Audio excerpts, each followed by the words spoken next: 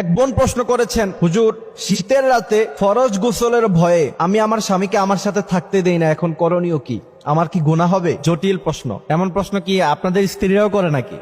কঠিন এক প্রশ্ন করছে এক বোন, আমাদেরকে প্রশ্নটা করেছে, সেটা আমি কোট করে রেখেছি। সে প্রশ্ন করছে যে হুজুর, ফজরের নামাজ যেহেতু আমাকে পড়তে হয় আর স্বামী স্ত্রী একসাথে থাকলে তো অবশ্যই ফরজ গোসল করতে হয়, সেক্ষেত্রে শীতের রাতে তো ফরজ গোসল করতে কষ্ট। এখন এই ফরজ গোসলের ভয়ে যদি ফরজ নামাজ না পড়তে পারি, অর্থাৎ ফজর না পড়তে পারি, সেক্ষেত্রে আমি আমার স্বামীকে আমার সাথে থাকতে দেই না। সে আমার সাথে থাকতে চায়, বাট আমি তাকে বলি যে তুমি দিনে আমার সাথে থাইকো, রাতে থাইকো না। এখন আমার করণীয় কি? আমার কি গুনাহ হবে? সে প্রশ্নটি করেছে। অত্যন্ত জটিল একটি প্রশ্ন, তবে মাসালা আমাদেরকে জানতে হবে। ইসলাম আগে আপনাদেরকে জানতে হবে। ফজরের নামাজ পড়া যতটা গুরুত্বপূর্ণ, স্বামী যদি তাকে কাছে ডাকে, কোন স্ত্রীকে যদি কাছে ডাকে, সেটা কতটা গুরুত্বপূর্ণ রাসূল করিম সাল্লাল্লাহু আলাইহি ওয়াসাল্লামের দুটি হাদিস শুনলে আপনারা বুঝতে পারবেন। প্রিয় ভাইয়েরা আমার, ইসলাম এমন এক জিনিস, ইসলামকে আগে আপনাকে জানতে হবে। এজন্য রাসূল করিম সাল্লাল্লাহু আলাইহি ওয়াসাল্লাম বলছেন, তালাবুল ইলমি ফারিয়্যিদা, প্রত্যেক মুসলিম নর এবং নারী উভয়জনকেই ইসলাম জানতে হবে। কতটুকু ইসলাম জানতে হবে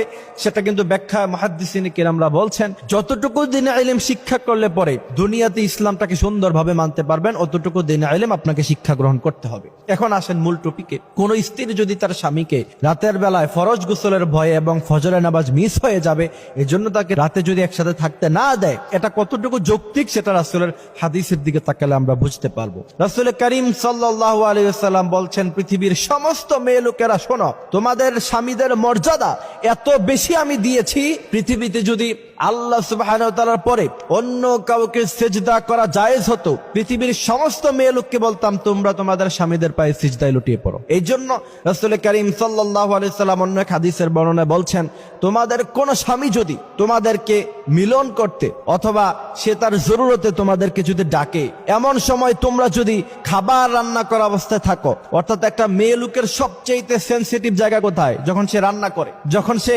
রান্নাঘরে থাকে, সেখান থেকে সে অনেক দূরে যেতে পারে না, কারণ খাবার নষ্ট হয়ে যেতে পারে, খাবার পোড়া হয়ে যেতে পারে, তখন পুরো খাবারটাই নষ্ট হয়ে যাবে।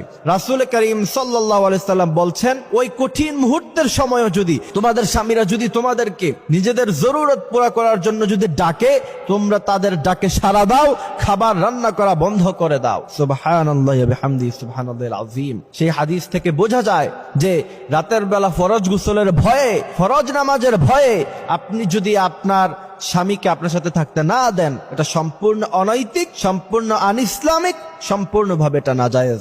এরপরে আরেকটা হাদিস শোনাই। রাসূল করিম সাল্লাল্লাহু আলাইহি সাল্লাম বলছেন, কোন স্বামী যদি তার স্ত্রীকে জরুরতের জন্য ডাকলো আর তার স্ত্রী সুস্থ থাকার পরেও সাড়া দিল না, রাসূল করিম সাল্লাল্লাহু আলাইহি সাল্লাম বলছেন সারা রাত ফেরেশতারা তার উপরে লানত নাজিল করতে থাকে, আর এই অবস্থায় যদি মৃত্যুবরণ করে সোজাসুজি সে জাহান্নামে চলে যাবে। এই জন্য প্রিয় ভাইয়ারা আমার, আমাদের এই দুটি হাদিস থেকে আমরা যেটা বুঝতে পারলাম, রাতের বেলায় ঠুনকো অজুহাত দেখে স্বামীকে দূরে ঠেলতে পারবেন না, এটা কোনোভাবেই জায়েজ হবে না।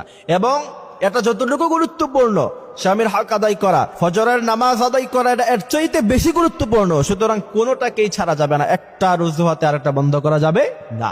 এই বিষয়গুলো আমরা জানবো, বুঝবো ইনশাআল্লাহ। আল্লাহ সুবহানাহু ওয়া তাআলা আমাদেরকে বোঝার তৌফিক দান করুক, আমিন।